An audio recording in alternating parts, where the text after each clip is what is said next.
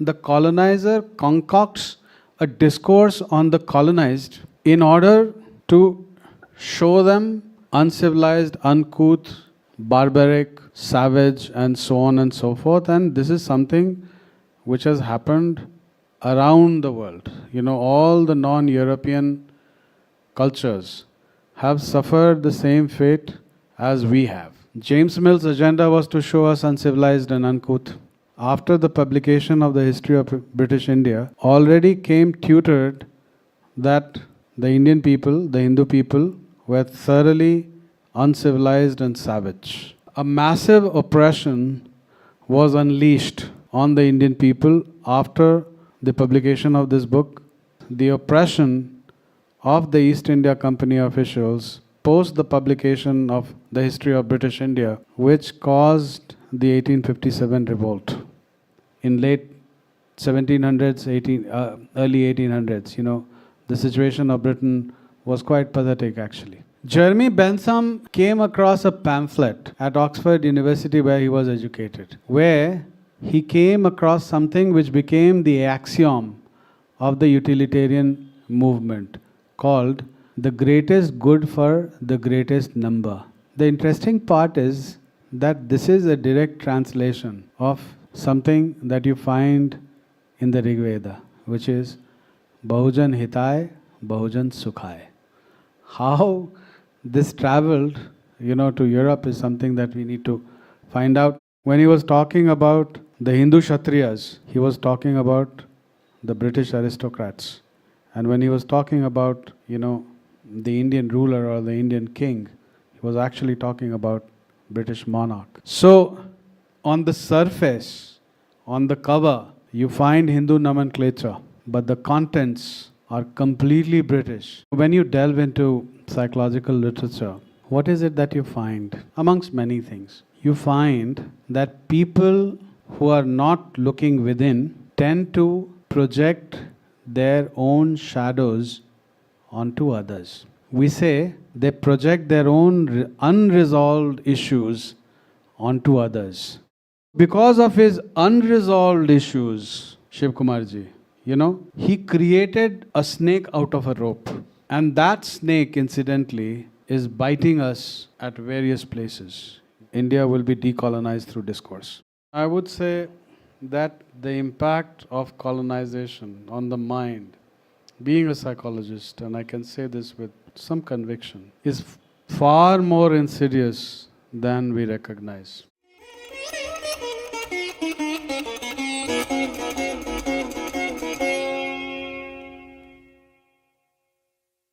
Good evening, friends. Today we have a program, a conversation with the author, book written by Shri Kundan Singh on the subject Colonial Discourse and the Suffering of Indian American Children. A Franco-Foucauldian post-colonial analysis written by Kundan Singh is here. I request him to be on the dais.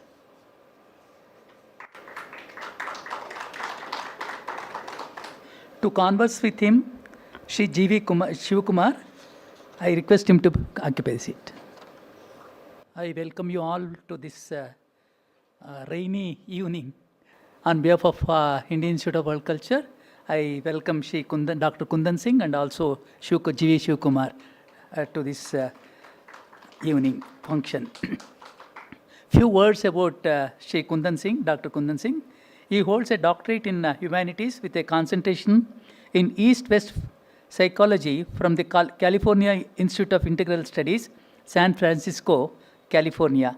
Earlier, he obtained an MA in applied psychology with a concentration in social psychology from the University of Delhi, India.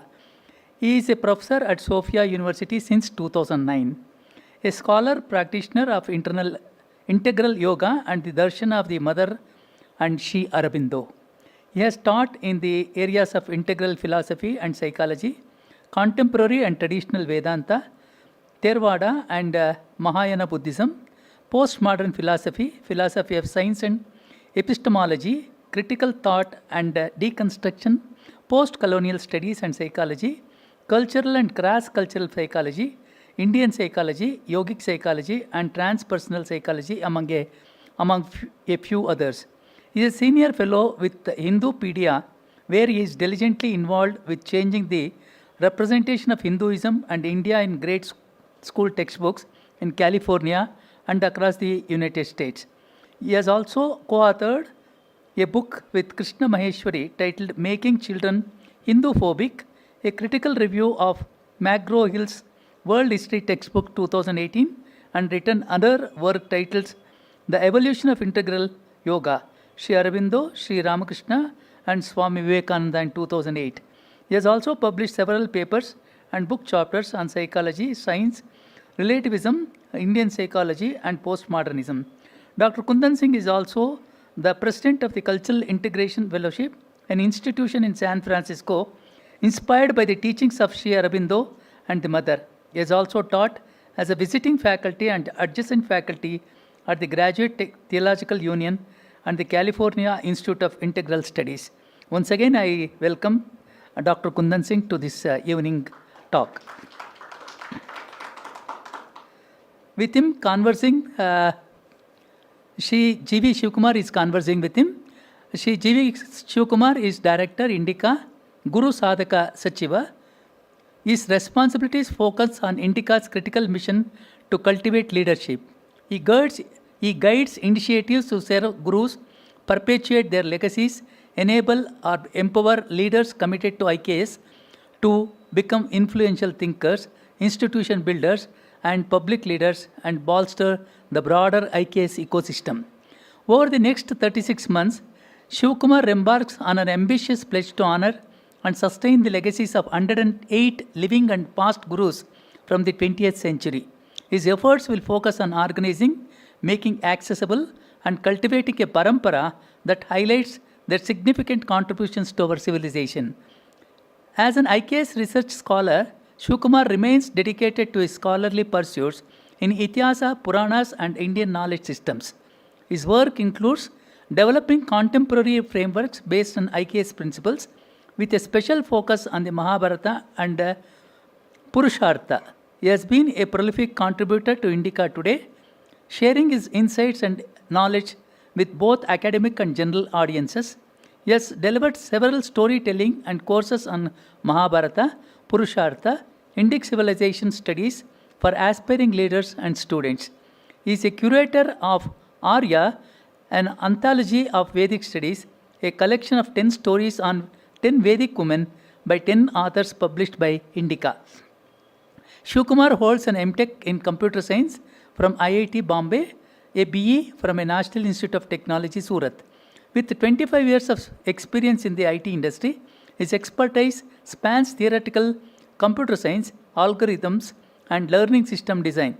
Shivakumar resides in Bangalore and with his family, and is a devoted follower of the river goddess Saraswati. On behalf of Indian Institute of World Culture and also on behalf of all of us present here, once again I welcome Shri GV Shivakumar. The subject itself is suffering of Indian American children. Not only American children, our children are also suffering with the same decolonization. I think Kundan Singh will explain how the American students are behaving or acting on our colonial mindset. And Shivakumar definitely will be taking out whatever best from the Kundan Singh book. I leave it to afterwards. I think they can ask some questions, sir, Kundan? Yeah, audience can ask a few questions to him. I will leave it to Shivakumar to converse him. Namaste. So I'm audible. Thank you very much, sir. Pranams for that elaborate introduction. Namaste once again, Kundanji. We'll keep the conversation a little, light and easy and free going. See, since the last 3 days, we've been with each other. We just concluded a deep dive into his book with 12 people for 2 days. So thankfully, because of that, everything is at the surface. And there are so many more questions that I myself have in mind after reading the book and then discussing with him for 2 days, and then along with so many people. So as they say, Kundanji, if you look at all the 18 Mahapuranas, the first section is a Srishti section. It establishes the Bhumika on which the rest of the Purana and its worldview is, elaborated.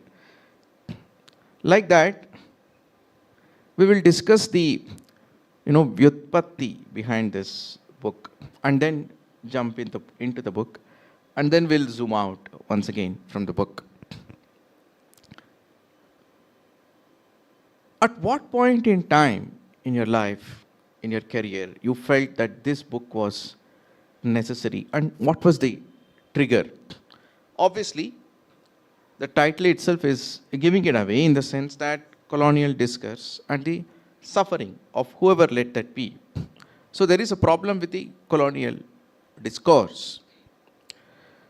At what point in time, and this is something that all of us have been reading, even if one has not realized, we have been reading in the last 20, 25 years that there is an issue with the colonial discourse. So that much is a given. But at some point in time, you must have felt it really very strongly that this was an issue and this particular book has to be written. I would like to know about that, and then we'll jump into the book.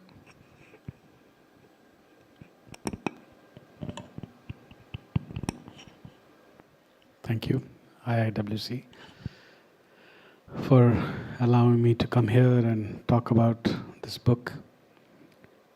Thank you for your introduction, and thank you, Shivakumarji, for setting the stage. I want to clarify at the outset, we haven't worked out the questions. So I was not expecting that I'm going to be greeted with this question. One thing is certainly beautiful, which Shivakumarji said, that we are going to keep it very light. And even if we are talking about dense, stiff stuff, we'll keep it light. That's how it's going to be. We are going to make it as conversational as possible. So, returning to your question, Shivakumarji, I would say that this book has found me, rather than me writing the book. And this is not an exaggeration. I would say that this inspiration of this book has come from the divine. If it were not so, then I would have been an instrument. I would have been the person shepherding it. But I have been shepherded. I have been made an instrument. I have been found by the divine to author it. As it was mentioned in the introduction itself, I am a devotee of Mother and Sri Aurobindo. And Sri Aurobindo has written this marvelous book called The Foundations of Indian Culture, which has been renamed as Renaissance in India and other essays. All of you who have not gone through this book, I would highly recommend it, not because Sri Aurobindo happens to be my guru, but the contents of the book are absolutely marvelous and are very, very important even at this stage and even for the current times. So let me tell you a little bit about the book. This book was written between 1916 and 1920. And it was written in response to a journalist by the name of William Archer, who had completely trashed the Indian tradition. And given that Sri Aurobindo is a yogi, and he himself a practitioner of divine Shakti, he took the opportunity to do a Purpaksha on the book and really explain what the culture is from within. I consider that as a sheer grace of the divine, because that allowed the foundations for me. I had a complete clarity, even before I went to the United States, what the culture was all about, how it came into existence, how our culture has undergone transformation over a period of time. Now, the things that Sri Aurobindo is addressing in that particular book can be referred to as Orientalism under the canopy or cover of post-colonial studies. That's basically what it is. So this is the background, and it so happened in 2015, the Indian American parents in California were fighting the textbook battle, where they were contesting wrong representations on India and Hinduism. There's a gentleman in the San Francisco Bay Area who contacted me and asked me if I would be able to help him out. He also heads an organization by the name of Hindu Education Foundation. And Hindu Education Foundation, interestingly, was working with another foundation called Hindu American Foundation. And then there were some other academics also who were involved in this project. So when I was invited to participate in this, I looked at the contents of the children's textbooks. And when I did my survey, I could very clearly see that the tropes were Orientalist in nature. They were colonial in nature. And this background that I spoke about, that came to me from Sri Aurobindo, helped me identify that very clearly. And by then, I also had teaching cultural psychology as experience under my belt. So that also gave me the clarity of finding out what the discourse was actually about, or the discourse was on. Now, when I started interacting with the academics, with this group of academics that these two foundations had put together, I found out that the people over there were contesting the narrative based on evidence. And I said to myself that this approach is not going to work. This approach is not going to work because our scholarship, scholarship on Hinduism in India has been colonized for over a period of about 220, 230 years. And the establishment has created such a body of evidence that it would not be easy for us, or in fact I should say it would be impossible for us to win this battle on evidence. And to tell you very honestly, evidence does not really matter, because this production of knowledge has been political right from the very beginning. It was never about evidence, it was never about the pursuit of truth. When this background is so much embedded in the process itself, truth and evidence did not really stand a chance. It was very, very clear to me. So I proposed a different approach. I said, look, this discourse is colonial, an Orientalist. Let's start pointing these things out instead of talking about evidence. We can talk about evidence, I'm not opposed to evidence, but let's state very clearly what this discourse is all about. It was a motley crowd. There were a lot of people who did not have an Indian background. So my ideas were not that well received. Anyways, when you are part of a group, you participate in the play. I participated, but I knew what the outcome was going to be. To cut the long story short, the framework or the syllabus, which was getting revised by the California State Board of Education, did not undergo any significant change, even after the closure of the process. So what I did was that I wrote a letter to the State Board of Education. All these pieces of information must be new to you, Shivakumarji. And thank you so very much, for bringing this out.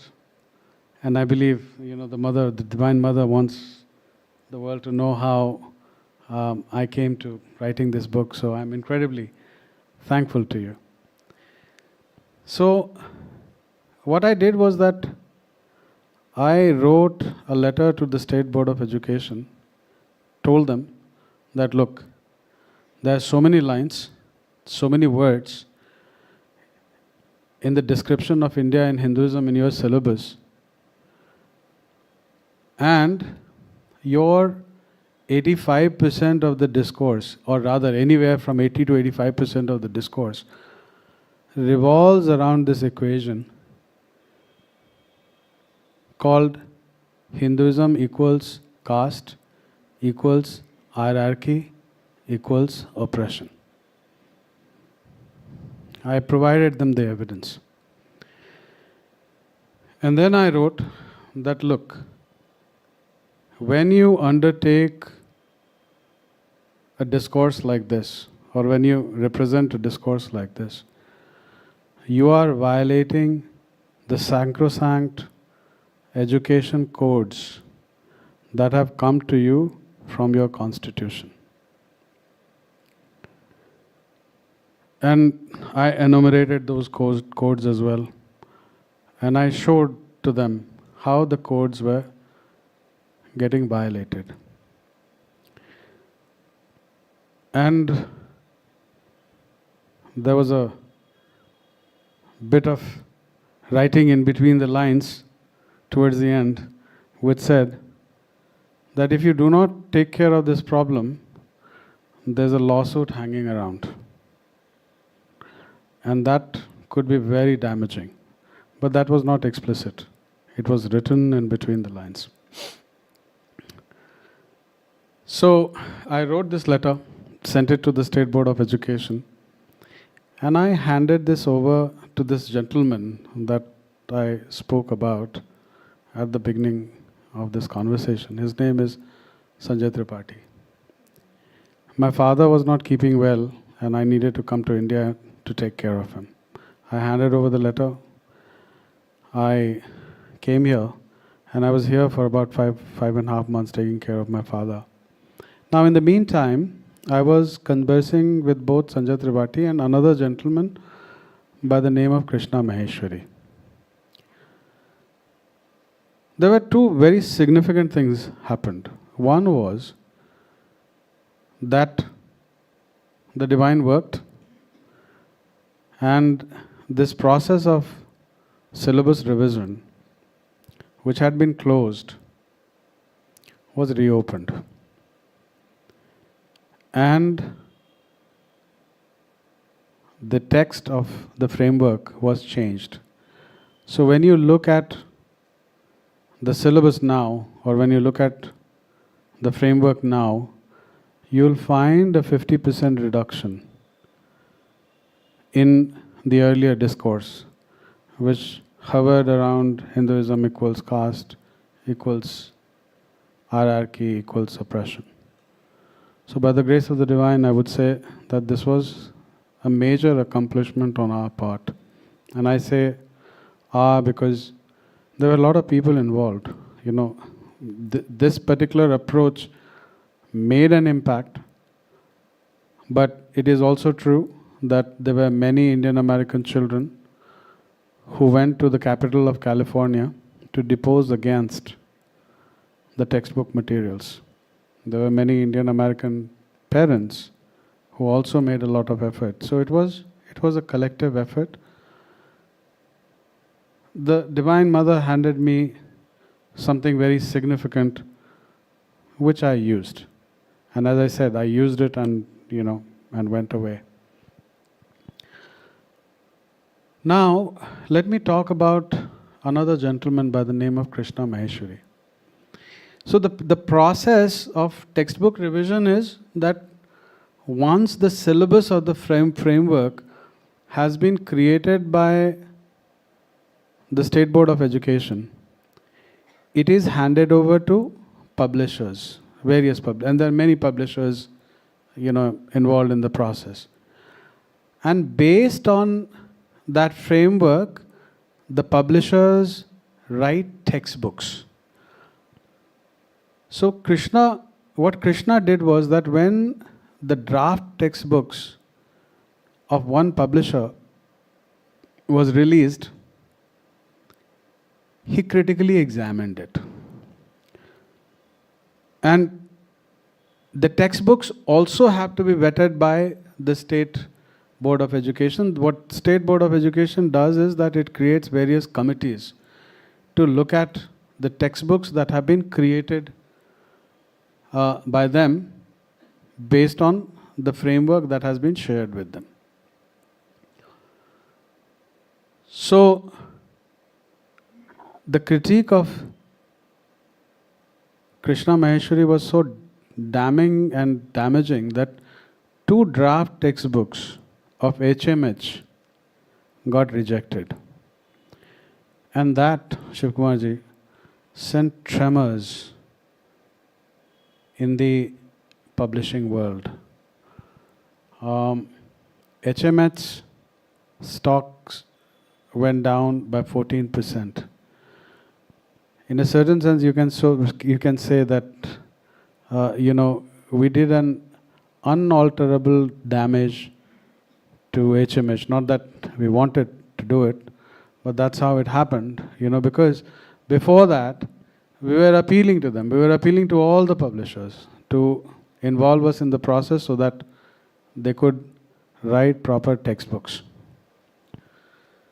So when this happened, HMH became very open to working with us. And by then, Krishna and I had joined hands. Krishna has an organization called Hindupedia, and he asked me to come and join him in the effort. And and it was announced that I am a senior fellow with Hindupedia, so I work with and for Hindupedia. So we started conversations with the HMH people. And this is from where the divine guidance started. And that's why I'm saying that this book has actually found me. The History of British India of James Mill was lying on my bookshelf for a very long period of time. I had not gone through it, So I don't know what inspiration came to me. I picked up the book and started going through it. And in this particular book, there are 7 chapters on Hindus that are extremely damaging. Extremely, extremely damaging because it was James Mill who has laid the foundations of this equation that I spoke about. Hinduism equals caste, equals hierarchy, equals oppression. He is the one. And he has done this in the overarching umbrella of describing the Hindu people as savage and uncivilized since antiquity. So, when I went through this, I said to Krishna, look, we have hit a gold mine. So, let's ask the HMH people to go through the contents of this book, that is James Mill's History of British India, so that they engage with us properly and engage with us as scholars. We are not activists, We are not, it's not empty activism. We are contesting this because there is misrepresentation. There is a deep problem of untruth, which is affecting the Indian American children very badly. And what happens is that once they get exposed to this kind of material, 6th grade onwards, they start feeling a lot of shame and inferiority complex. And over a period of time, they start disconnecting from their parents, and eventually they disconnect from their ancestors and India. That is what happens. It's a very incremental and gradual process. And many of the children who had gone to Sacramento, which is the capital of California, stated this. They mentioned it very clearly. In fact, in this book, in the last chapter, we have taken some of their testimonies for our analysis, and we have quoted them verbatim with respect to what they are saying. So fortunately, there was one vice president of HMH who was very open to this idea, and she started having her team engage with us. It was at that moment that I basically struck upon the idea of writing a book. And before that, based on what I had figured out as far as the problems in the textbooks are concerned, Krishna and I had jointly authored a book called Making Children Hinduphobic. That had already been accomplished. It was published by Infinity Foundation. It is available. I'll share the PDF of that book with all of you. I will send it to Pradyumna. Shivakumarji will have more questions, but this was not the only thing. There were many other things that happened in the process of writing this book, when one layer led to the opening up of another layer. And that is why I am not being humble when I say that I have not written this book. This book has actually found me. It has come from somewhere else. I am just the nimitta.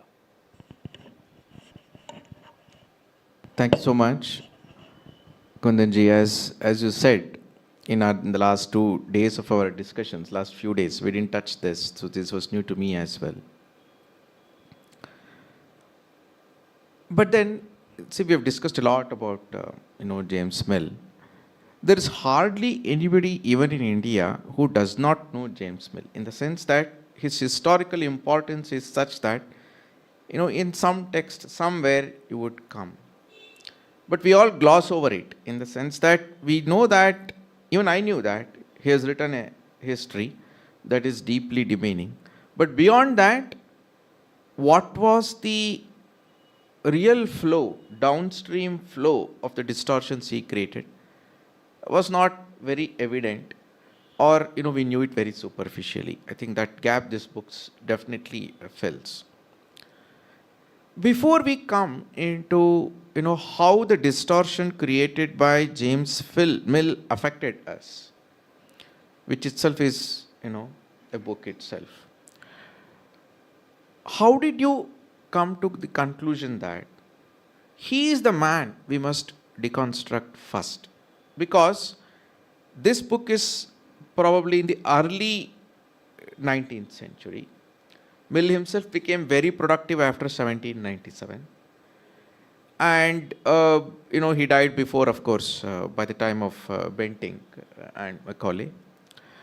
But before that, well before that, you see a lot of Protestant literature on India in the 18th century, significant amount of that.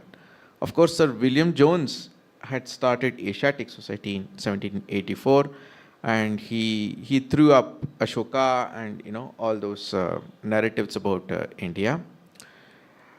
And it is through him that Buddhism, cleaving it away into a separate religion, also kind of roots had started. And several others wrote in the 18th century, which we can roughly consider as distortion. Yet, the man of the moment, James Mill, seems to be the numero uno, as you describe, of distortion in terms of its civilizational impact on India. Why and how did you come to that conclusion as against the body of knowledge that existed in the 18th century before the advent of James Mill? That's another wonderful question, Shivakumarji. It allows me to talk about the format of the book. So, this book has 6 chapters, and in the first chapter itself, I'm talking very briefly about what post-colonialism is, what post-colonialism does. What is the impact of post-colonialism? What is the end point of post-colonialism, and so on and so forth. I will not go into too many details. The conversation, instead of remaining light, will become stiff. I don't want that to happen. Now, within that context, I picked up 3 post-colonial thinkers who originally wrote in French. And that is why in the title you have Francophone post-colonial thinkers. Their names are Aimé Césaire, Frantz Fanon, and Albert Memmi. Both Césaire and Fanon have a West Indian connection, whereas Memmi is a Tunisian Jew. Now, the commonality amongst these 3 is that their entire discourse revolves around this colonizer-colonized dialectic. Let me take out dialectic from the picture and say that their entire discourse revolves around a reciprocal relationship between the colonizer and the colonized. Very briefly, what they say is that the colonizer concocts a discourse on the colonized in order to show them uncivilized, uncouth, barbaric, savage, and so on and so forth. And this is something which has happened around the world. All the non-European cultures have suffered the same fate as we have. So, the second chapter of this book actually talks about, their concerns, their academic contentions. And within that framework, James Mill fits very nicely, because as I mentioned earlier, James Mill's agenda was to show us uncivilized and uncouth. So the first 3 chapters of my book were complete. Once again, I do not know from where the inspiration came. Well, I do know from where the inspiration came, but for the sake of the conversation, I thought that I should read more on James Mill, who he was, what kind of individual he was.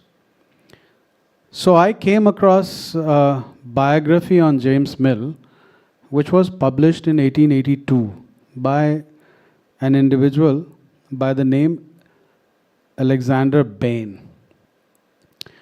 Alexander Bain, interestingly, was friends with James Mill's son, another illustrious figure, John Stuart Mill.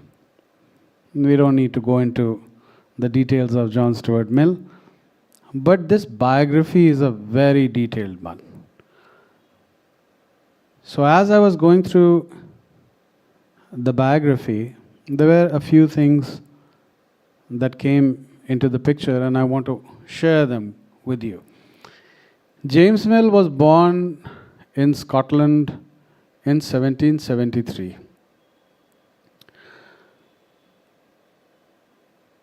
His parents had shoemaking and shoe selling business.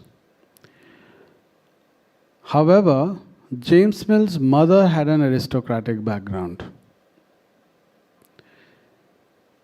And because of certain political developments, her family had lost aristocracy and she wanted to regain that aristocracy, and she decided to use James Mill as the instrument.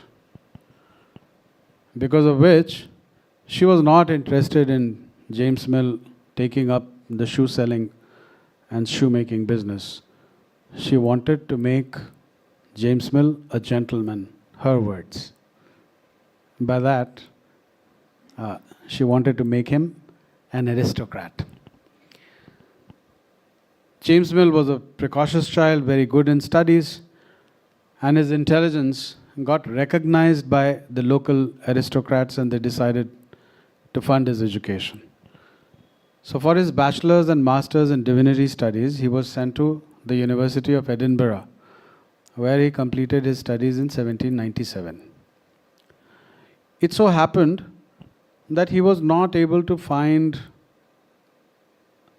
a job as a preacher, and he struggled for the next 5 years. In 1802, he decided to come to London, which was a city of opportunities back then. Or rather, I should say that it had already become a city of opportunities by then, to try his hand in journalism. So, he became a journalist. He started writing on things. He was working for a periodical which allowed him to man the India desk, which meant that he was writing reviews of all the materials that were coming from India, all the translations that were happening by the East India Company, by the Asiatic Society, and also other materials that were getting produced by ad hoc individuals.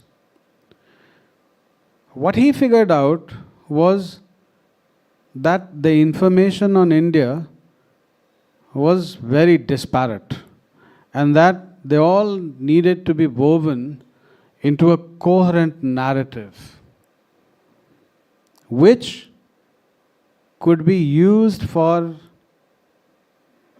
governance by the East India Company. He was politically astute and he was politically ambitious. And that played a massive role in the creation of the history of British India. And it is true that that there were many people who were writing about various things on India, but their contentions were disparate. They were not together. Different people were writing different things. And he also did not agree with the position that William Jones and his cohort had undertaken. He had another issue, which he wanted to settle. Now, why James Mill and the history of British India? That that becomes the question. And it is very important to understand that. The first thing is that it took James Mill 12 years to write the history of British India. See, he damaged us significantly. His effects are still being felt, but we cannot overlook the fact that he put in the work. And he put in a lot of work in those 12 years in writing the history of British India. Now, as luck would have it, as soon as the history of British India got published in 1817, late 1817 actually, he attracted the attention of the East India Company officials. In 1819, he was hired as an official of the East India Company. By the time it was 1823, he was second in command of the hierarchy of the East India Company officials working from the headquarters of the East India Company in London. 1823, you would want to remember that date. East India Company then had 4 departments, and James Mill was overlooking the revenue department. 1823 onwards. In 1830, James Mill became the chief at India House, which was the headquarters of the East India Company in London. So in a certain sense, James Mill became the CEO of the East India Company. And why do I say that he became the CEO of the East India Company? Above him, you only had a board of directors, which was presided by a British parliamentarian. That was the hierarchy. Now, just imagine the kind of influence that the history of British India has wielded on India. And there are many kinds of influences that have to be taken into account. And that is why Shivakumarji, he exceeds all the British writers in terms of a narrative on India. The first consequence. The first consequence was that the history of British India became a required reading at Haileybury College, where the East India Company officials would get trained before coming to serve in India. So these people, after the publication of the history of British India, already came tutored that the Indian people, the Hindu people, were thoroughly uncivilized and savage. And we all know, what civilized people need to do with savages.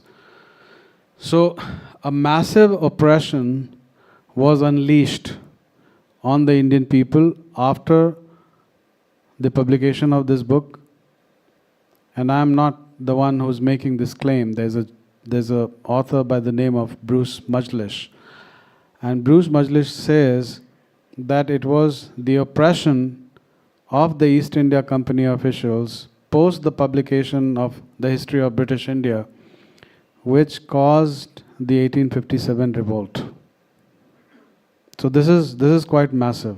There are other consequences as well, and we need to get into those. James Mill, as I mentioned earlier, was a political figure. So in 1825, with some other friends of his, they put together University of London. So all the writings that James Mill was doing for India, as well as for the British social and political context, began to become academically institutionalized. Now, if you start looking at the publications from Oxford University Press and Cambridge University Press that came subsequent to the publication of the History of British India by James Mill, you will find that the same paradigm that James Mill had created getting reflected in those books also. So, this framework, this narrative, this paradigm got institutionalized. It became part of the British educational system first, and then with Wood's dispatch, since 1852, began to become a part of the Indian educational system. So you had the Britishers and the colonized Indians, both the categories of people, getting raised on the materials that were written by James Mill. And it is basically because of this, it's because of this institutionalization of this discourse that his discourse has actually not been deconstructed so far. And, and here, I will not be falsely humble. I incidentally happen to be the first individual to be doing this. It's shameful, that after that so many years have passed since 1947, that it is now that someone like me had to attempt this. It should have happened long time ago. And as a closing remark, to your question, Shivakumar ji,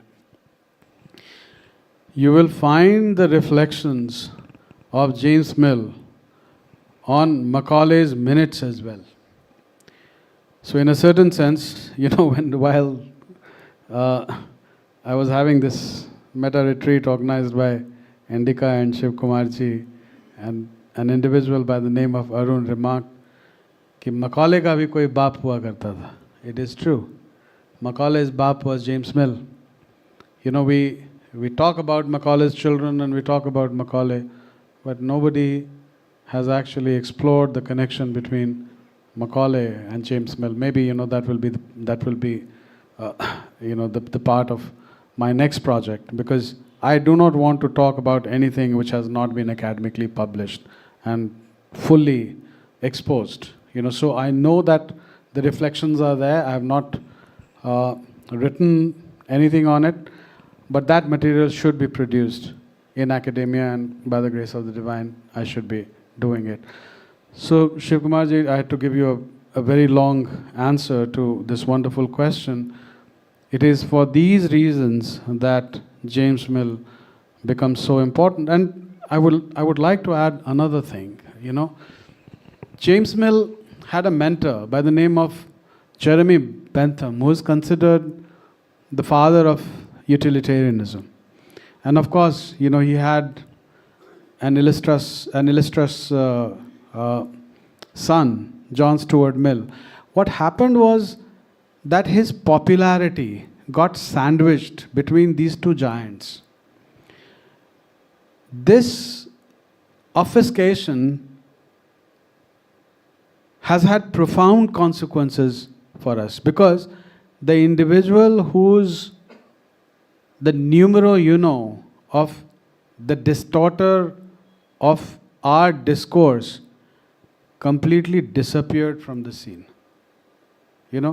Nobody knows about James Mill. There are not one too many academic works that are available on James Mill. So that was another problem, that happened. So he was hiding. So he had to be pulled out from his grave and exhumed. He's not been exposed, he has been exhumed. So Dhanyavad, Kundan ji. Good metaphor. It's been exhumed. See, in my own mind, a critical lack of clarity got fixed in this last few days of discussion. That's about, why did our ancestors, why could they not deal with distortions created by the colonials at that very time itself? Because we had the intellectual muscle power, scholarship muscle power to deal with it. And we constantly did. It's not that our people, Tilak has protested and, countered so many things. Especially in Mysore, we are lucky enough because we did not have a direct colonial administration, due to which our scholars have responded to colonial narratives very strongly. So I would wonder why James Mill was not countered. But now a painful realization is that it is his direct collaboration with the colonial political power that gave scale and protection to his narrative.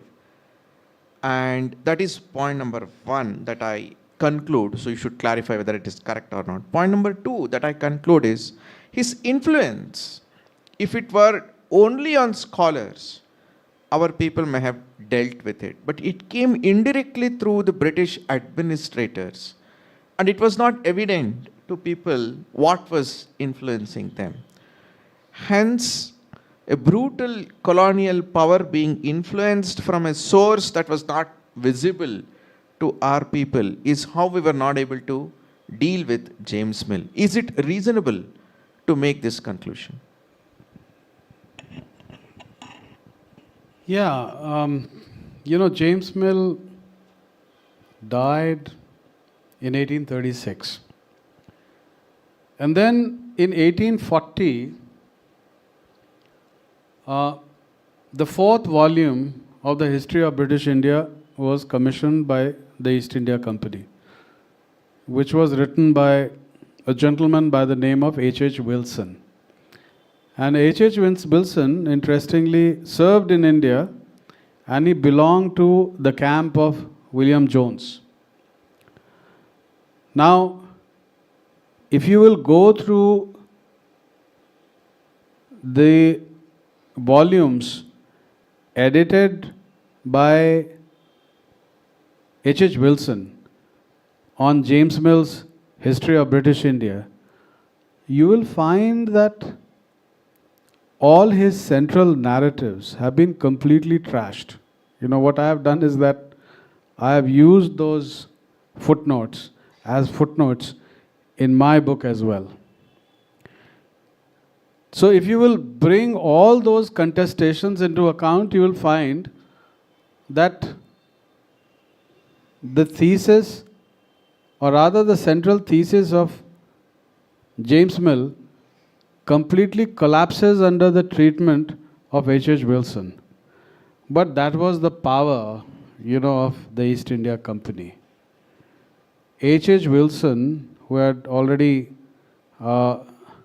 become the occupant of the Bowden chair at Oxford University, could not really obliterate the writings of James Mill. But what I believe is that James Mill, the individual, became nondescript, and his paradigm became paramount. So his paradigm ran, whereas the person behind the paradigm became invisible. It's almost like, River Saraswati went underground. Because the colonial power found it very useful to internalize. Exactly. And make Mill invisible. Exactly.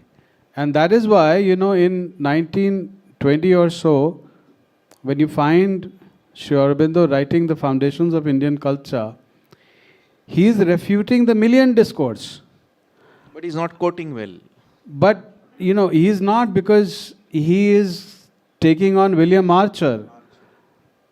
I do not know whether even William Archer knew back then that he was regurgitating or reflecting the discourse of James Mill. That is, that is the power of the institutionalization of the discourse of James Mill. And I think it happened because James Mill wielded that kind of power in East India Company. I would come back to this over and over again. James Mill was the CEO of the East India Company for 6 years. And he oversaw a very important department of the East India Company since 1823. So I think that's, that is the reason. That's the reason. It's the paradigm became important, but the paradigm maker just became invisible, and that's why, it has not come to the surface, or it is quite possible that they made him invisible. Because see what I have done. How is it that I have exposed James Mill? And once again, this was a complete divine grace. I started looking into James Mill's writings for the socio-political transformation that he was seeking for Britain. And what I found out in the process was that he has engaged in complete imagination and projection. I'm not making it up.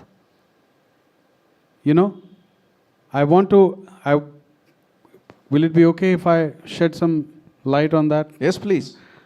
So, in order to understand this, we need to understand utilitarian movement and the utilitarian movement of Jeremy Bentham per se.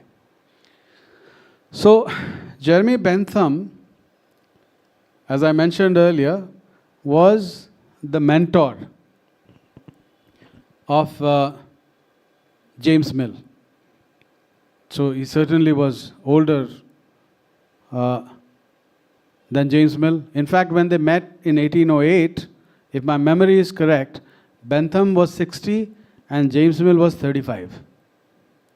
So there was this 25-year gap in their chronological years, if you will. So in late 1700s, Bentham, who was very much like a sage, got perturbed by the socio-political situation that he was encountering in Britain. What was the situation like? The situation was extremely hierarchical and oppressive, where power was in select hands, comprising of monarchy, aristocracy, and clergy. It was centrally located, I would say, in the hands of the aristocrats. The monarch was not very powerful. There's a historical background to that. There was an uprising that had taken place in 1688, after which the aristocrats had become more powerful than the monarch. And the aristocrats controlled the clergy. And these three categories of people, who were few and far between in number, held power and kept the large masses under their heels, causing oodles of suffering and poverty. That was what Britain was for you. You would want to read, what Britain was like in late 1700s, early 1800s. The situation of Britain was quite pathetic, actually. So, Jeremy Bentham came across a pamphlet at Oxford University, where he was educated, where he came across something which became the axiom of the utilitarian movement, called the greatest good for the greatest number. The interesting part is that this is a direct translation of something that you find in the Rig Veda, which is Bahujan Hitai, Bahujan Sukhai. How this traveled, to Europe is something that we need to find out. Of course, the Europeans were already in India. They were translating our text left, right, and center. It is quite possible that someone came across this, translated it, put it together in a pamphlet, and that pamphlet landed in the hands of Jeremy Bentham, but Jeremy Bentham picked this up and made the defining feature of the writings that he produced for the socio-political conditions of Britain. Now, interestingly, his ideas, his writings were difficult to follow. As I mentioned earlier, he was very sage-like and philosophical in orientation. So my understanding is that if it were for Jeremy Bentham alone, not much would have happened. James Mill made a huge contribution. What did James Mill do after he came in contact with Bentham? He started simplifying the Benthamite ideas and disseminating them amongst the masses. And in the process, he has written profusely on these three classes of people: English clergy, aristocrats, and monarch. Extensive writing that you find from James Mill. These writings had a profound impact in the sense that British Parliament underwent a reform in 1832 where representational democracy was introduced in the system for the first time. Representational democracy is as new as 1832 in the European context. This is something which we do not know. We think that, Europe has been following democracy since antiquity.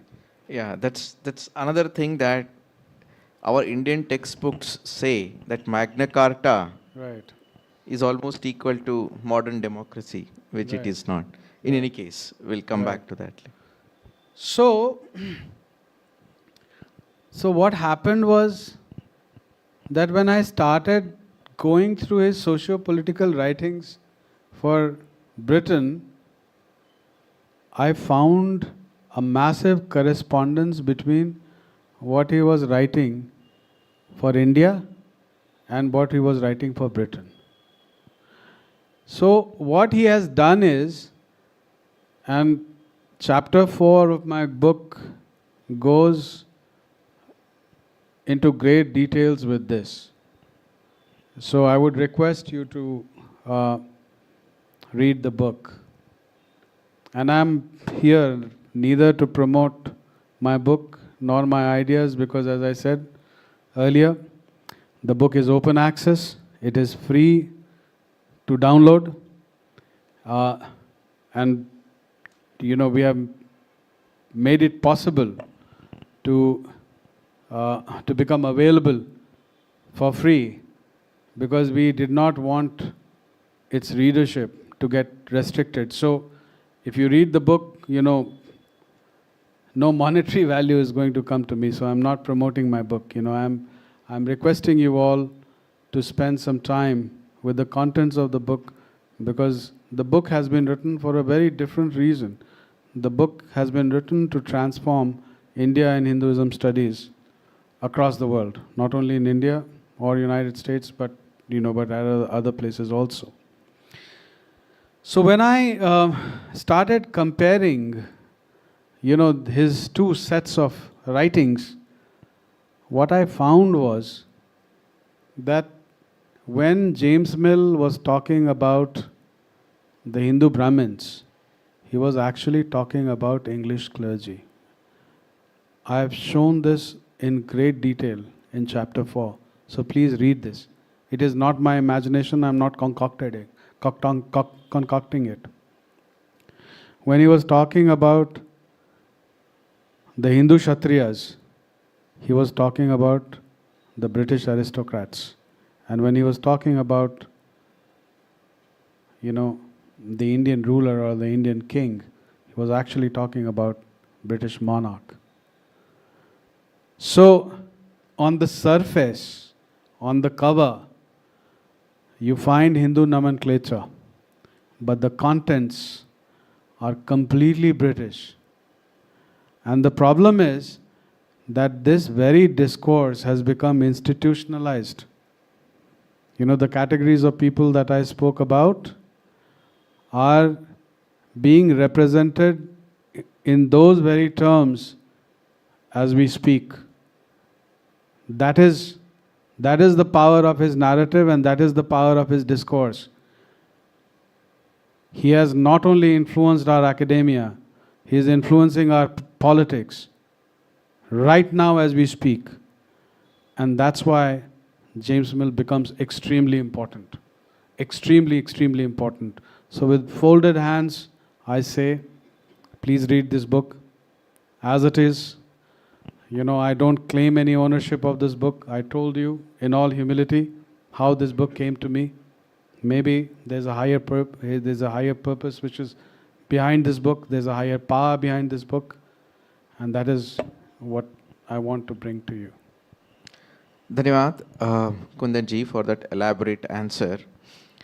In fact, my next question is already answered. That is the nature of the distortion that James Mill introduced. So as you described, the correlation between his description or the reality of clergymen in Britain and his description of Brahmanas, the correlation between the reality of aristocrats and his description of Kshatriyas, and similarly that of between the monarch and the king, and then the governance over there and the governance in India. So it's an interesting distortion where, you know, he wants to transform certain realities of his own country, his own culture, but he blames them on a culture and a geography to which he has not even stepped into. So our audience needs to know this, that James Mill never came to India. All his writing, his entire tenure of East India Company was right in England itself, right, Professor? Only his son John Stuart Mill came to, even he did not come to India. Even his stint was right in England. So both the father and the son did not come, but both the father and the son have had a profound negative impact. And Stuart Mill someday, somebody else will deconstruct. And both of them, interestingly, while they were talking about emancipation and liberty, recommended authoritarian rule for India and Indians. Exactly. So documented. This is documented. So this you are also a scholar of psychology and Indian psychology in particular. How do you describe this mindset? What compels a scholar and an ambitious, aspiring aristocrat to do this, to do something, you think some X is bad in your country and you want to change X, but you describe another culture that you have not even seen as X. Where does this psychology come from? Apart from the fact that the British East India wanted to use this narrative, it just simply cannot come from, just as a utilitarian output is very difficult to imagine. There must be some deeper motive, some deeper psychological, psychocultural process going on within that must propel itself into this kind of a Rakshasa narrative. How do we come to terms with it? How do we understand this? See, there's a reason why he's a devotee of Ma Saraswati. He's pulling things out from me, which is absolutely fascinating. So, when you delve into psychological literature, what is it that you find? Amongst many things, you find that people who are not looking within tend to project their own shadows onto others. We say they project their own unresolved issues onto others, our own darkness onto others. It's something like this, that that I am doing something, and then I say to Shivakumar ji, no, you are the one who's doing it, you are the one who's doing it. The fact of the matter is that it's me who's doing it, but because my gaze is not internal, I'm not looking within, I'm not able to catch it. And this is a problem with a lot of people. In our land, this problem will be reduced. I'll tell you the reason why. Because when you start engaging in yogic practices, there comes a point in time where you have to look within. You have to explore your inner universe. If you do not explore your inner universe, your progress in the yogic world would get massively restricted. And from the perspective of Vedanta, there is something that is known as adhyasa. You project a snake onto a rope. You see a rope and you think it is a snake. So because of his unresolved issues, Shivakumar ji, he created a snake out of a rope.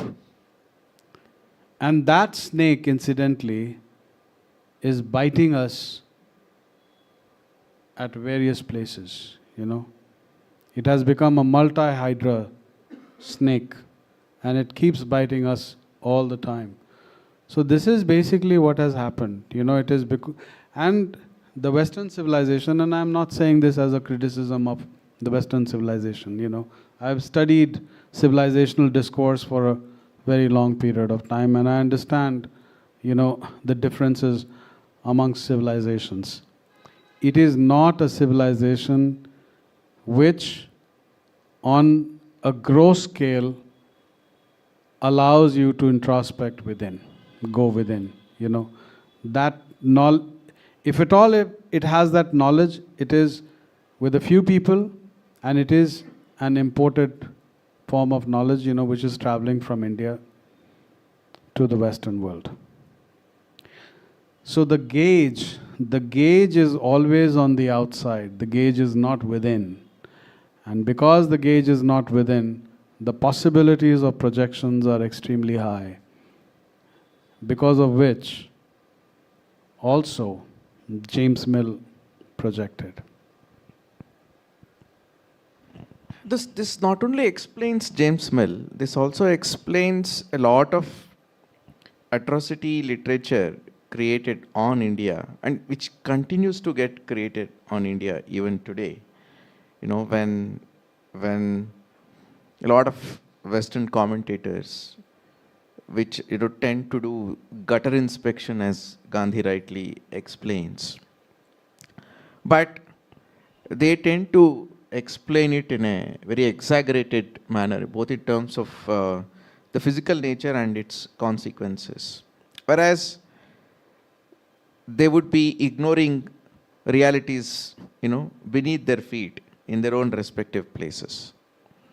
And I think, this is an important point, not to, kind of blame, but to understand and not get caught within fake narratives created by others, because now it was one James Mill who was influencing administrators, and we understand the consequences of that. Today, it is through media. The same James Milling is happening. At least at that point in time, we suffered brutal British administrators who were influenced by James Mill. But now this James Milling is happening through media, right into the minds of every single individual, every day. I think, understanding this paradigm and the sources of this paradigm will help us deal with, what's happening today. This James milling has not ended. It has only increased. And that from that standpoint, this book will be a significant contribution for us to not just understand James Mill and the historical, emergence of all this, but how to deal with today, how to deal with all this today. Because it's never going to end. Civilizational features are not going to end that very soon. I think from that standpoint, this is very important. So I think one point that I wanted to make, you already made, that is this distortion is happening at multiple level, in the description of the governance, in the description of the society. What was not a strict hierarchy being described as a strict hierarchy, with the dynamic of the society taken away. Now we have become a mirror image of that image that was thrust on us. But how do we understand this? How is it that, a civilization tells you are not X and you are Y, and over a period of time, we come to embrace it and accept it, and then not even have that questioning ability to see whether this is correct or not? Is this, which Balagangadhara calls as colonial consciousness? What factors contribute to we internalizing this colonial consciousness so deeply that even when you present evidences like you experienced in the US, and even when you present, just by presenting James Mill and this deconstruction, there will still be a large section of the society which will not understand this, I'm not even talking about the common man, I'm talking about absolute university scholars and absolute, intellectuals who will refuse to accept it. Dealing with it is subsequent, the next thing. But how do we understand that? What captures men and women so strong? Once again, lovely question, Shivakumarji. See, I have an axiom, and my axiom is that India will be decolonized following the same procedure in which it was colonized. Which basically means that India was colonized through discourse, India will be decolonized through discourse. I'm a firm believer in this. I believe that if sufficient number of people will get interested in this pursuit, not for politics, not for pursuit of power, but for sheer pursuit of truth and evidence and knowledge, this will start changing over a period of time. My appeal to all of you is to help create an ecosystem where we create scholars and scholarship. It will do the trick. If we look at India historically, the fact that, or Bharat, let me say Bharat, if Bharat has been a great nation over a period of time, it is through the dint of scholarship. Everything else was ancillary. We produced and produced voluminously. Where have the scholars gone? Why is it just one Kundan Singh writing on something like this? There should be so many others.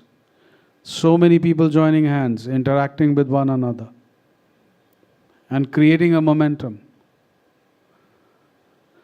So I would say, and this is an appeal to all the people who are here and people who are listening to us through other media,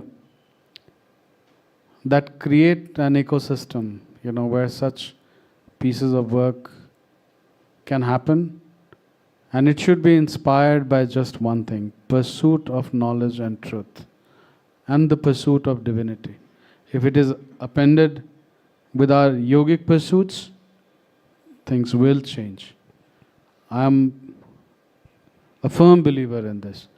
There is no other thing that will change this. If James Mill is in our universities today, there will come a time when an alternative or the true discourse will be in our universities. It has to happen. If James Mill could do it, we can do it very well. You know. Thank you, Kundanji. I think that brings me to the next most important aspect of your book. In this book, you not only deconstruct Mill, you not only establish the context in which Mill is operating, you have elevated it to the civilizational reasons why a James Mill gets created and why a James Mill is not going to happen in India. Because we are not interested in neither are we interested in distorting our own realities, nor are we interested in misrepresenting other civilizations. But a James Mill, not one, but many, will continue to be created, and you have, traced it back to the cultural dimensions of the Western civilization, where they operate in binaries, where good, bad, right, wrong, body, soul, and the separation of the of the two. There is a constant urge in the Western mind to create an X and a Y, where X is not the same as Y, and there is a constant clash between X and Y at a superficial level. But both X and Y are created by the same cultural process of the Western civilization. Whereas in India, iha para, we always seek an integration. We always seek an integration between every binary. Asuras and Devatas have the same common father, Rishi Kashyapa. So there is a transcending of binary. I think that is one of the biggest contributions of this book, that it is not just describing James Mill and the history, but it has transformed a historical analysis and discourse into a philosophical analysis and discourse.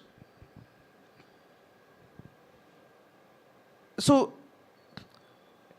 a question that I have is that,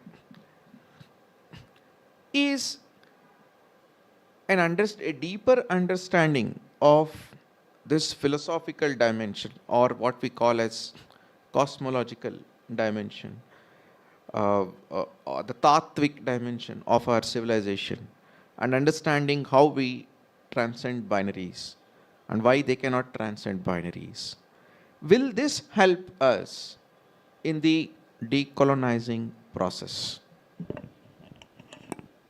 Once again, beautiful, Shivakumarji. It will. And I firmly believe in this. See, as we start this process of decolonization, it is extremely important to understand our darshana systems.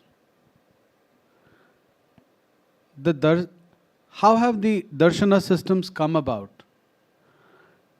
They have come about through sheer pursuit of truth and knowledge. They are legitimate pursuits of knowledge, They are absolutely legitimate pursuits of knowledge.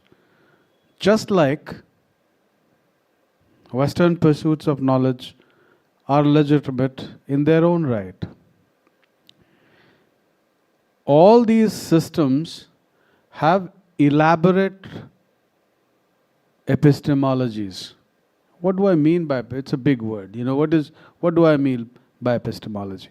Epistemology basically means theory of knowledge. How do you know what you know? That's basically what epistemology is in very simple terms. I'll repeat. How do you know what you know? So all these systems of thought, all our darshana systems describe how you know what you know. If I am a student of Sri Aurobindo's darshana system, Sri Aurobindo has also explained how he came to this knowledge elaborately. He is very detailed in that description. Vedanta carries that epistemology. It discusses that epistemology in detail. Buddhism does it. Jainism does it. So the first thing is, we all have our own gurus. We have all have our paramparas. We all have our traditions. Great. Fabulous. I'll give you an example. Just because we love our parents, we don't start striking the parents of others. We don't start striking the parents of our friends. When we go to meet them, we still touch their feet just the way we touch the feet of our parents, right? So what I mean to say is that we could be following our own paramparas and traditions to the hilt, but we could be very respectful to other paramparas and traditions that are in existence in India. We could study them as well with equal reverence, while being firmly situated within one's own parampara. It is very much possible. It happened 2 days ago. Shivakumar ji, I am a devotee of Mother and Sri Aurobindo, but I am extremely reverential and devoted to Sri Ramana Maharshi also. I have studied his literature also. It is possible.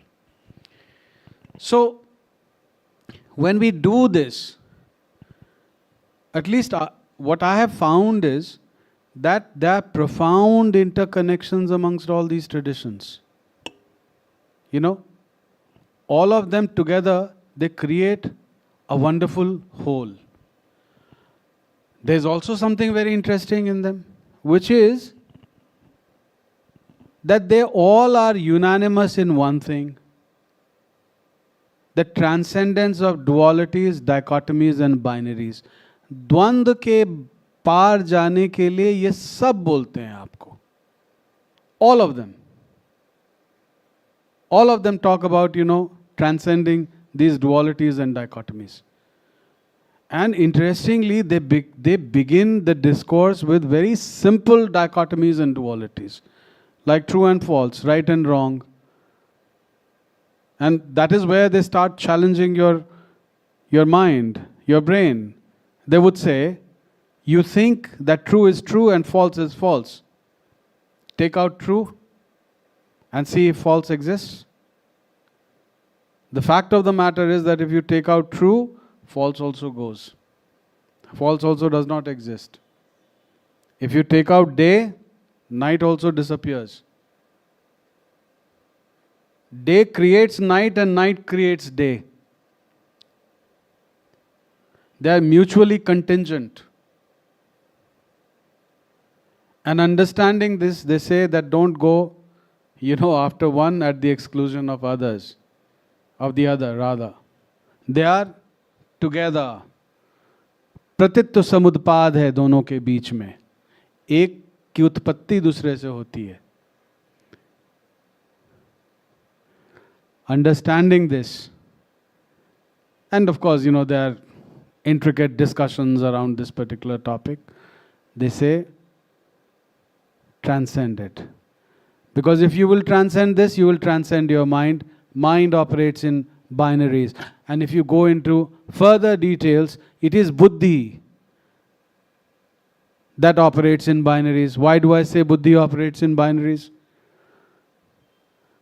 Buddhi is the discerning principle within us. It gives rise to vivek. How does vivek come about? when you make a distinction, this is right, this is wrong, this is true, this is false, this is adharma, this is dharma, this is ethical, this is unethical, this is moral, this is immoral, and so on and so forth. When you start transcending these dichotomies, you start transcending your buddhi. When you start transcending your buddhi, you start transcending your mind, your antahkaran. I won't go into too many details. Linked with buddhi is your ahankara. Comes from the understanding of Sankhya. Your ego begins to become very supple and humble. You don't have to put up a show of being humble. You are truly, genuinely humble because you have transcended dichotomies and dualities. When you have transcended dichotomies and dualities, and consequently mind, silencing your mind becomes very simple. आँख बंद कीजिए, ध्यान लगाइए, मन शांत, कहीं नहीं जा रहा है, स्थिर. There are planes of existence that have to be experienced. You begin to feel them, you begin to know them. So, this transcendence of dichotomies and dualities is extensive in our tradition. Their descriptions are extensive. This is not there in the Western cosmology, in the Western world. Because of which, the Western world operates in dichotomies and dualities, and there are patterns around which their operations happen. I have captured them in theorems. In our own traditional setup, we will say that they are sutras. Am I the generator of that? Once again, I am not. I was teaching a class on cultural psychology. When I was discussing certain things, and I told my students that they all can be captured as theorems. Let me go home, write them down, and I will share them with you. At the first stroke, I got 7 theorems. After some more time, I got 2 more. They have become a dozen now. There are 12. 7 of them I have used in this particular book. So, talking about cosmological differences, I am not talking about the cosmological differences as a nationalist, as a Hindu nationalist, as the wider world would like to call me, I'm not doing that. It has come to me through sheer pursuit of knowledge, through understanding not only, the tradition to which I belong, but also the tradition in which I've been immersed for the last 25 years. And this comparison is for the sake of knowledge. It is also for the sake of humanity, for the transformation of humanity. Not only for the sake of the transformation of India, though the focus is here, because I see the adharma which is being practiced on India through academia and media. And that is something that needs to be transformed, that needs to be changed. And that's why. Shivakumarji. Thank you. Just to connect it back, I think the binary of civilized and savaged is one such binary in which the West is stuck, which it is not able to transcend. Even though now it keeps talking about decolonization studies and so many things, it constantly moves from one binary to another binary. At some stage, they made it civilized and savaged. Now they have transformed that into developed countries and developing countries. So it constantly moves, shifts. It seems to absolve itself of a past binary, but conveniently moves into another binary. This brings me to the last question.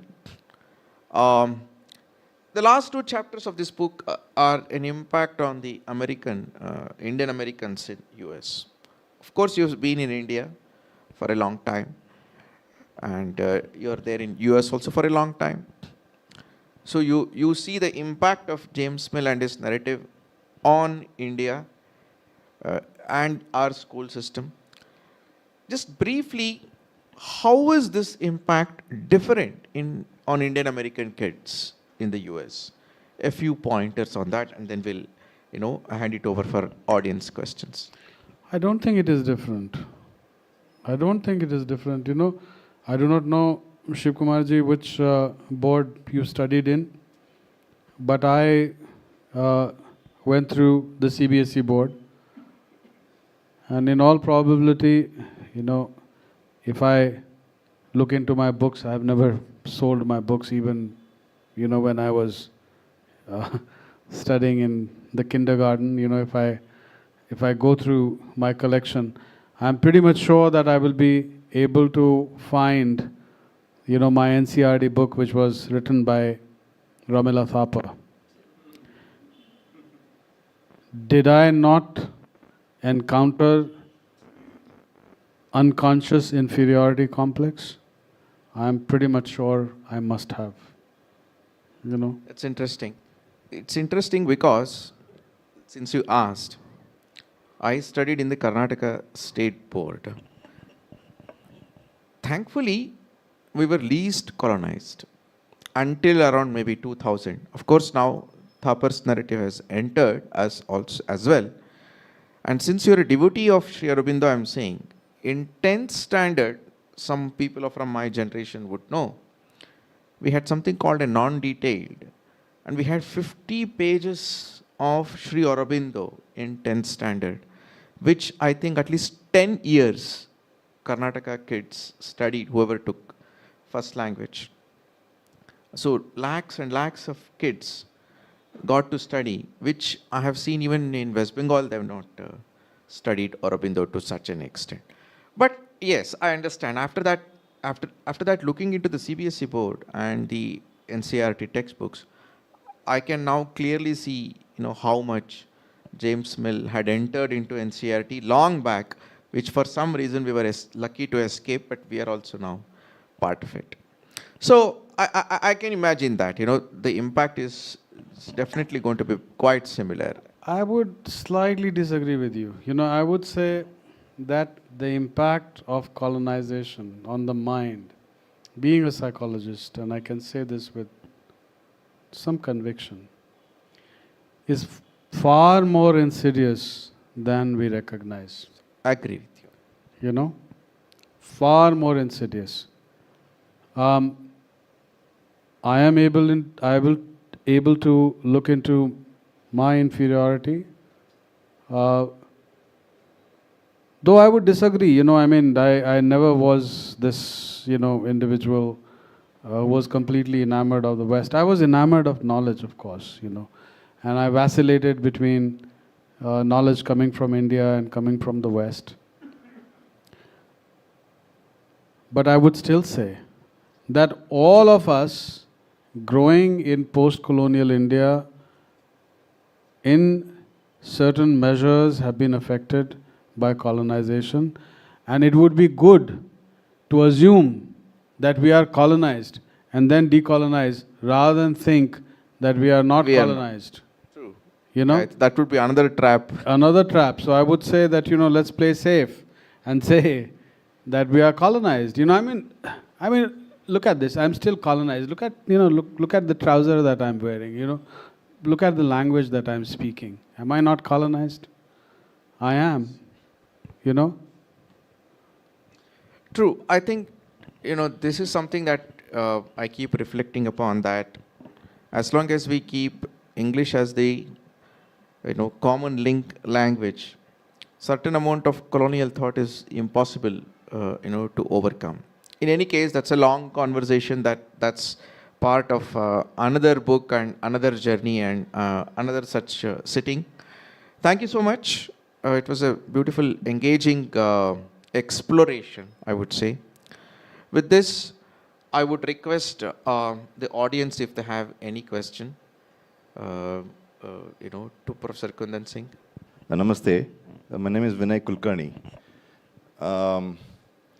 This is a topic that is so close to my heart. It's from my whole life. I felt this kind of oppressive, the attempt to create an inferiority complex through every means possible. And when I really took up reading in fifth grade, and this is where I spent most of my childhood, Indians of World Culture, in this library. There are 40,000 books, and then a few other libraries. In this city central library, which is through the government. They used to get loads of books. They used to come fresh, but most of the books were Western, right? The Skinner of the Skinner's Horse, and all these things. And I was very fascinated, and all the quotes there, Milton, a book is a lifeblood of the master spirit. It's still there, over there. I still remember those. And I think the easy access, if you want to read, if you're someone who's interested in reading, whether you went to a private library or a government library, basically it's flooded with these books. But the 5 years of Sanskrit, from 8th grade to 12th, that was the thing that was so mind-blowing. But it didn't impact everyone in my class the same way. But as soon as I came in contact with Sanskrit, I knew there was nothing that could ever come close to any of this. And once I was introduced to those Indian authors and Indian texts, okay, so I still went into the West. I read the entire Russian literature because it was so easily available, right? And also the entire British Waverley novels and the Scottish and all that stuff. It was very fascinating. But the first time I went to London, the whole thing collapsed. It was so disgusting to see London. And I still remember in 12th grade, I was the only, I think about 150 students, when the teacher asked, was British rule great for us or not? Sorry, I'm so sorry.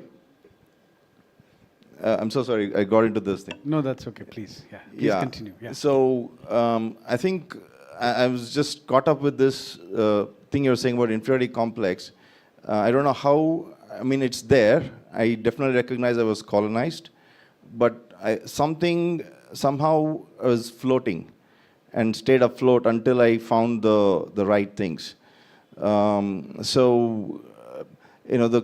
question is, what is the direct mechanism for, other than the scholarship and book? Because I agree that scholarship is the means to get there.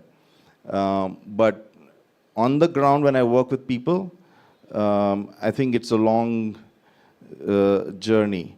Most people some people act like they never knew that we had British ruling us, right? And there's a good mass of people there. So how do we, from the high scholarship, how do we bring it down to the, that's where I'm trying to work on that level, on the ground level. Thank you. Thank you for your question. See, the book is an example of this effort. When you'll go into the first 4 chapters, the discussions are fairly stiff. But what is the end point of all this? It is talking about changing the discourse at the 6th grade level.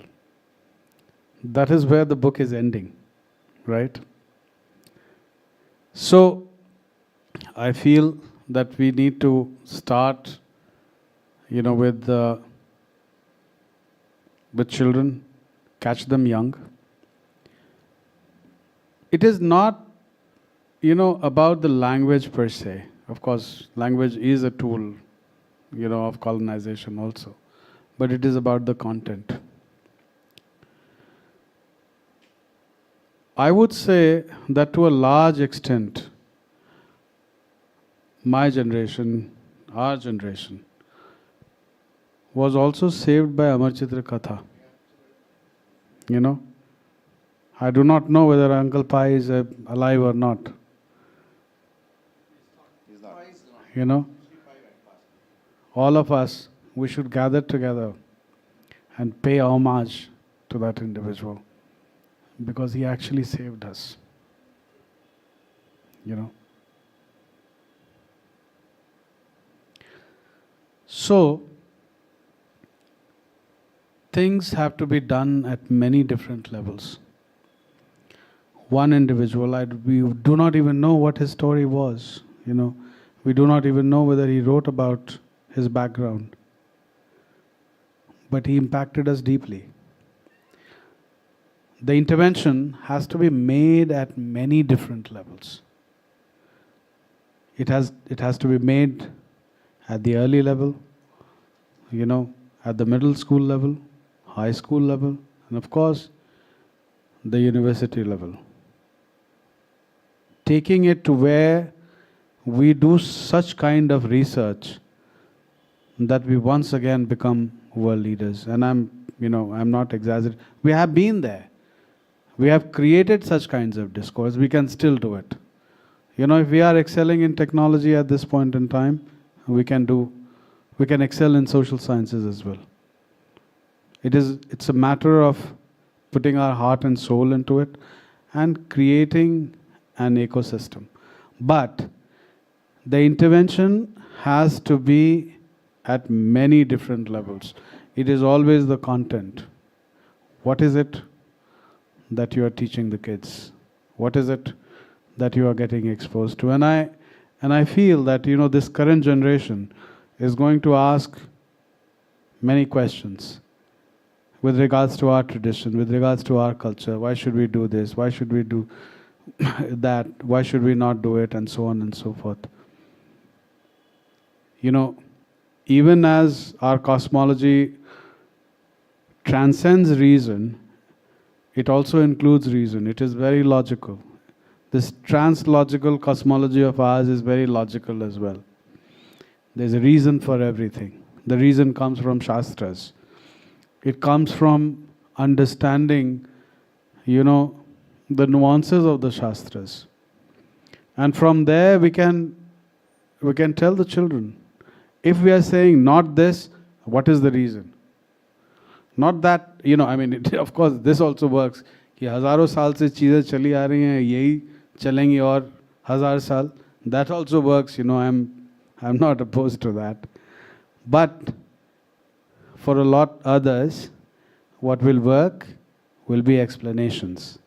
And those explanations can only come if we understand the nuts and bolts on which our culture was built. There are codes to our culture. I'm very cognizant of that, and by the grace of the divine, the writings of Sri Aurobindo helped me understand those codes. You know, I had a very inquisitive mind. I would not have stopped at not finding answer to, you know, the questions that were bothering me. My answers come from Sri Aurobindo. You know, for others, things will come from other places. So that's, you know, my answer to your question. I think as we see these attempts, at the same time there's a leak happening from the other side. So that's anyway, it's a long conversation. Thank you. History was not an easy subject while I was studying, and I probably waited until class 10, you know, to not study history anymore. How do we change that mindset to the current generation? And do you have any points on that? Because today, if I read, you know, I've read a lot of Dr. Navratnaram Rajaram. He happened to be my grandfather's cousin. So, you know, he would, when we were in school, he would just go through our history book and say, this is not the right thing that you're studying. And how do we change that perception about history to the current generation? That would be my question. Thank you for that question. To answer your question, I will share with you an experience. This is 2024. 2015, I was experimenting with a university in India to return from the United States. I won't take the name of the university. The general perception within the faculty over there was that the students are not interested in studying. And the conviction that I had was that they would study if we know the right methods to teach them.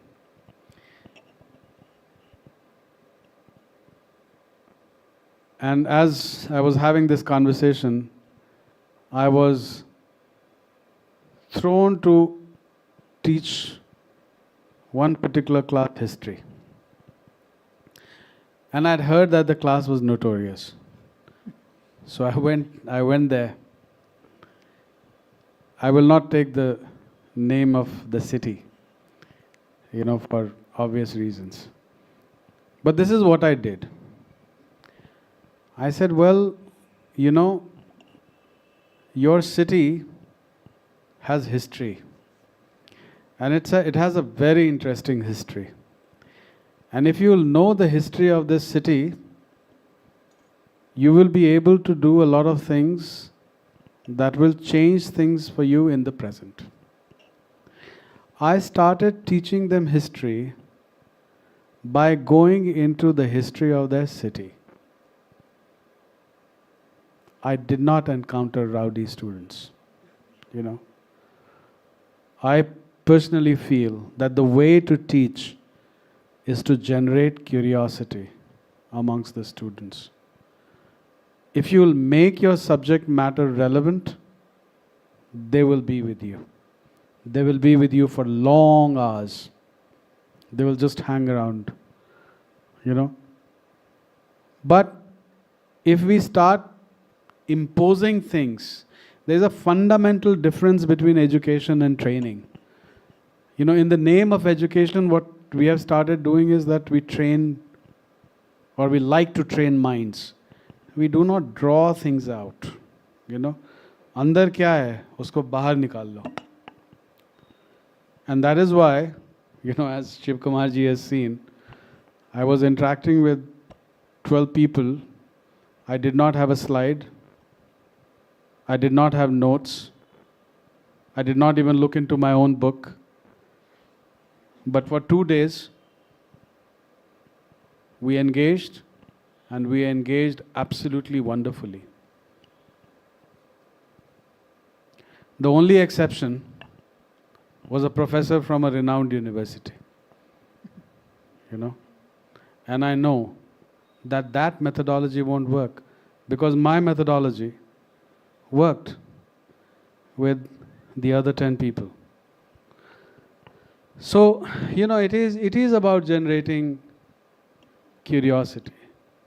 It is about drawing what is within there, Sri Aurobindo would say that you take your students from where they are to where you want them to be.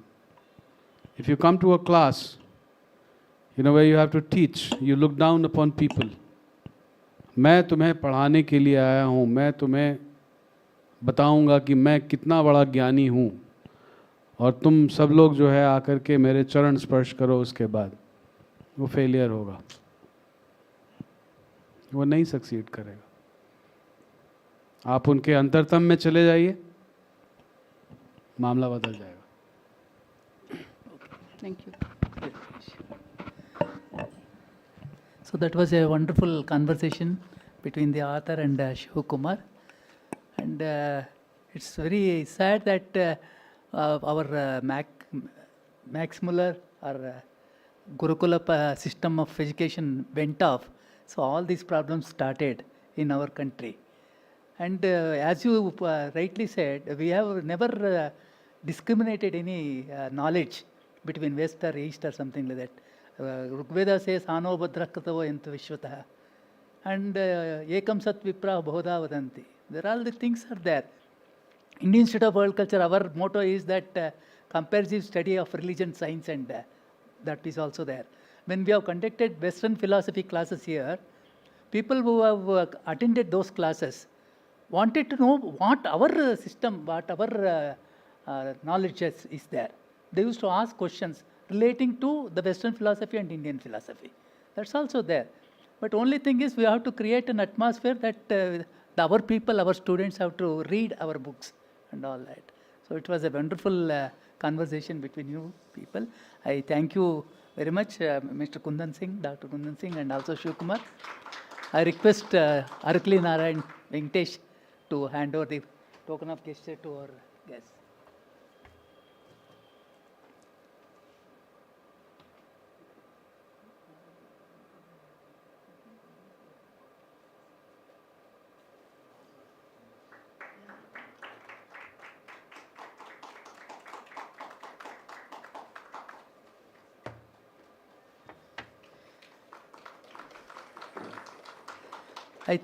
I thank you all who have presented here, though it was a rainy day, rainy evening.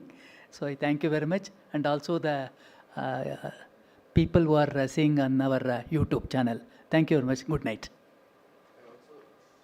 I'd like to thank Indian Institute of World Culture. This stage, it's a historical stage, Kundanji. I've been a born brought up Bangalorean, and on this stage, I have seen umpteen number of programs of stalwarts, of freshmen, of all cultural spectrum. This stage has seen thought flowing. It akin to river Ganga and river Saraswati of a certain kind. Just to be here was always a privilege, cultural privilege. And to be on the stage and discussing coloniality and decoloniality and how we must civilizationally move forward is a great blessing. I thank Indian Institute of World Culture for the opportunity. Thank you.